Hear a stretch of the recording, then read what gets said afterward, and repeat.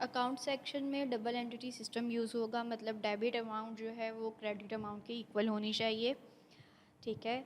अब अकाउंट्स में आप दो सेक्शन को मेंटेन करते हैं, एक चार्ट ऑफ अकाउंट और वोचर्स, और बाकी जो सेक्शंस हैं बैलेंस शीट, लेजर, आपका ट्रायल और जनरल लेजर है, वो इनकी बेस पे डिफ़ाइन होते हैं। ठीक है।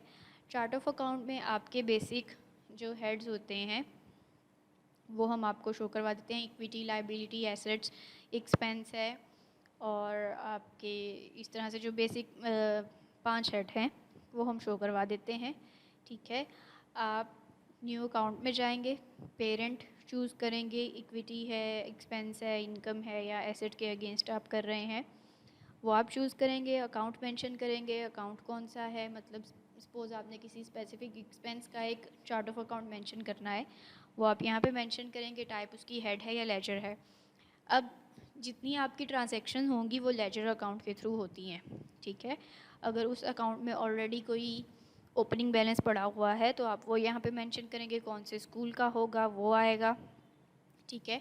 बैंक लेजर है तो आप उसे मार्क करेंगे, और कौन से बैंक का लेजर है वो आप डिफ़ाइन करेंगे। ठीक है। अब आपके पास बैंक्स लेजर जो हैं वो मल्टीपल हो सकते हैं, जबकि आपके पास कैश लेजर जो है वो सिर्फ एक ही होता है। ठीक है। और आप इसकी जो लेजर है वो डायरेक्टली इस आइकन के थ्रू चार्ट ऑफ अकाउंट से भी देख सकते हैं। ठीक है। और जो आपका लेजर सेक्शन है वहाँ पे भी आप इसकी डिटेल मेंशन करके लेजर स्टेटमेंट देख सकते हैं। ठीक है।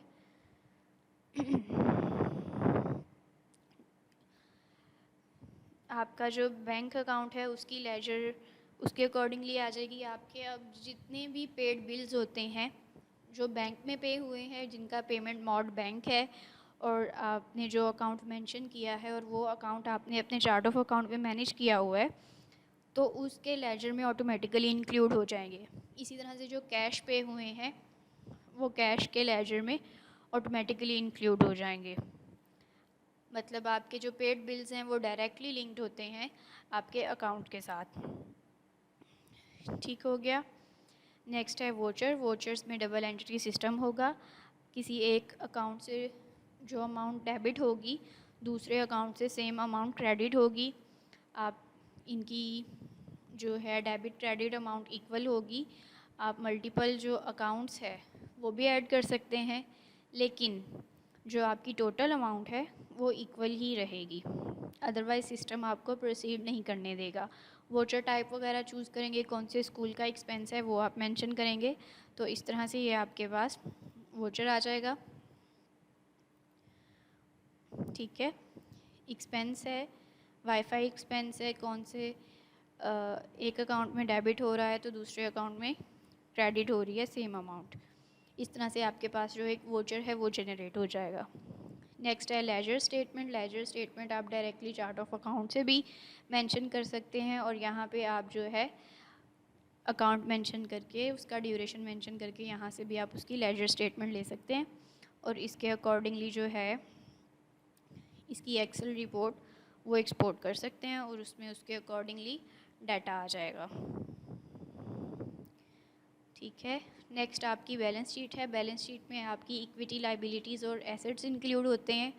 जितने भी आपने इनके अगेंस्ट एंट्रीज़ की होंगी वो आपकी बैलेंस शीट के साथ लिंक्ड होंगी, और ये भी आप जो है एक्सेल की फॉर्म में डाटा गेट कर सकते हैं एक्सपोर्ट के थ्रू। नेक्स्ट है आपका प्रॉफिट एंड लॉस।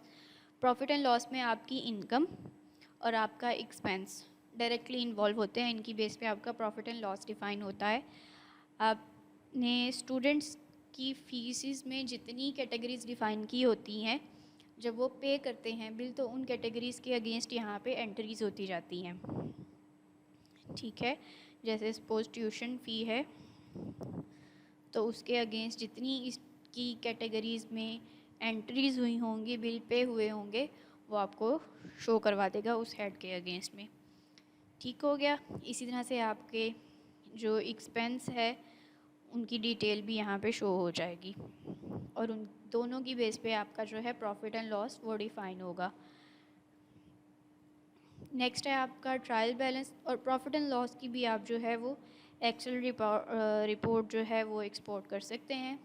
ठीक है, जिसमें आपकी टोटल इनकम, आपका एक्सपेंस और ओवरऑल जो आपका बैलेंस है वो मेंशन होगा।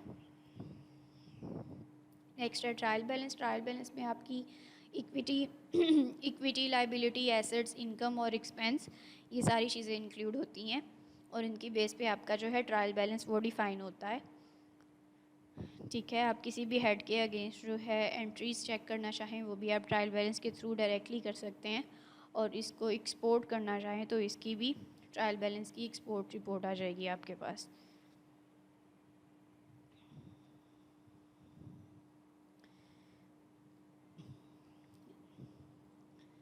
नेक्स्ट है जनरल लेजर। जनरल लेजर में आपके जितने भी अकाउंट्स के अगेंस्ट एंट्रीज़ हुई होती हैं, मतलब आपकी स्टूडेंट्स की जो जैसे अब कैश फ़्लो और बैंक अकाउंट है, इनमें जितने भी आपके स्टूडेंट्स की फ़ीसिस इंक्लूड हैं वो यहाँ पे मेंशन होंगी। आपने कोई और एक्सपेंस किया है तो वो भी यहाँ पे मेंशन होगा उस स्पेसिफ़िक ड्यूरेशन के लिए, और इसकी रिपोर्ट भी जो है वो आप एक्सपोर्ट कर सकते हैं। जनरल लेजर की रिपोर्ट इस तरह से डिफ़ाइन हो जाएगी। ठीक हो गया।